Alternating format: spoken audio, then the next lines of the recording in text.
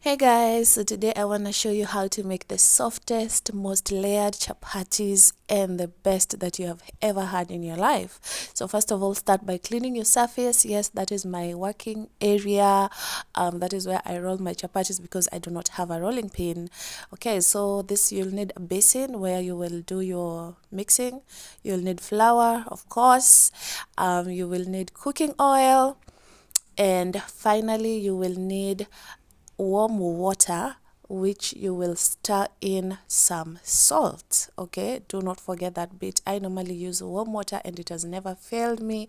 Use warm water, especially if you're not gonna let your chapatis sit for a while. If you're gonna just make the dough and cook immediately, you need warm water. Okay, so do that, and then in your bowl, in your mixing bowl, put some flour, enough for yourself or for your family if you have one. Okay, and whatever suits you, whatever is enough for you. Okay, add in some oil into your flour, just a little, because if you make dough without some oil, then it ends up being sticky and all that. And then add your warm water with salt in it. Okay, this is a dirty job, so you need your hands, clean hands, please. I presume you've washed your hands. Wash your hands before you do this and make your dough. And basically just mix it until you achieve a dough. I don't know how else to explain it, but that is what you are hoping to achieve. Mine was a bit softer than normally it is, but it's still fine. Make sure you've rolled it around until there's probably nothing or very little sticking to your hands, and that will be what you want. The softer the better, guys. Okay, now you need your rolling pin and a knife to cut. You need some flour to flour your surface or your working area, and you need a little oil in a bowl on the side. What you're gonna do, I took all of my dough out because it wasn't much. What you're gonna do is try and roll it out as flat as possible on your surface. So the bigger the surface area, the better, but also you can do it in very little bits and pieces. You don't have to have a big working area. So after it's down to your desired thickness, you're gonna oil it, and then you're gonna use your hands. But if you're like me and you're bougie like me and you have a kitchen brush, the better.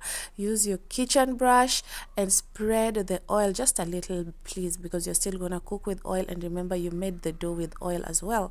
So just spread a little. This is where the layers come in. Make sure every single piece or every single part of your dough has some oil on it, and then cut it into strips. Try and be try and make them equal as possible. Now you're gonna roll them all the way down and tuck in the bottom of the your chapati, tuck it inwards and press it slightly and put it aside. And those are the layers that you want, guys. I don't know if there's another way to do this, but this is how I grew up, knowing how to do my layered chapatis. You're gonna repeat this process until you get to your last piece. So remember, roll it just as you would and tuck it in. So put on your fire. That is my very ugly pan, but does the job. You know, the older these equipments are, the better. That's how as many chapatis as I came up with. And so one by one, you're gonna flour your chapati as well and roll it out lightly, guys. This is the part where you become gentle. Be gentle so that you don't lose all your layers. Okay, roll it lightly and make the shape, make it to your desired shape. No one says chapatis have to be round. Okay, sometimes they come out round, sometimes they don't. It's not a problem. The taste is what matters. You know, nowadays we're not restricted to them being round. Okay, I'm lucky this first one came out round. Okay, so you're gonna pick your chapati after you're done and lightly place it on your pan, which by now has already warmed up. Okay, you want it as hot or as warm as possible, and right when it starts having bubbles on the lower part, then you know it is done, guys. You want to see those bubbles, trust me. Today I'm gonna teach you you how to do them like 2 or in multiples. So turn it around, and by now you have already rolled another one, and you place it on top of the side that was already cooked.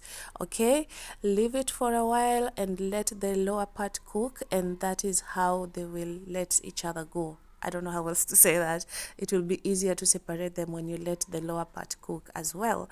So you will separate it and turn it around and make sure all 4 sides are cooked before you start oiling. You can do this with 3 or more, even 4 chapatis. Okay, my sister will be very, very proud of me. I have always just cooked my chapatis one by one, but recently she gave me this hack, and I've been cooking my chapatis in multiples. Okay, so after every single part, every single side has cooked at least, now you can start oiling, and oil them very lightly as well. Nobody wants chapatis that are dripping of oil, my friends. So oil them very lightly. Make sure each side is cooked while you turn it around and around until every single part of your chapatis are cooked.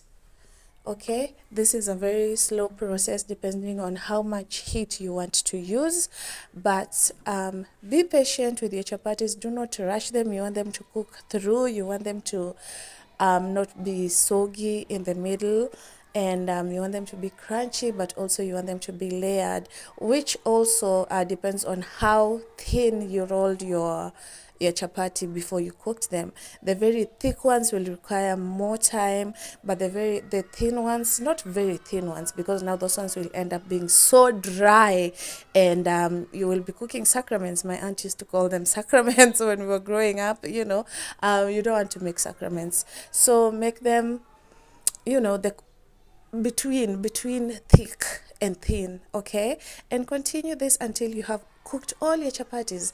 Of course, by this time you have made your stew. Garnish it like I am doing right now. I was having my chapatis with beans on this day, and these beans were amazing. So put some garnish in them. Of course, put a spoon in there, and voila, your dinner or your lunch is ready. And here are my chapatis. My god, you guys, these chapatis were amazing. Like, I make great chapatis, but this was so good. Look at those layers.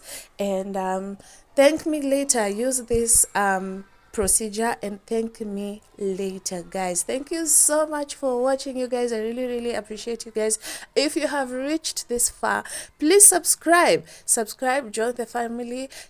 Keep telling a friend to tell a friend to tell another friend to check us out, and let's fill this house up.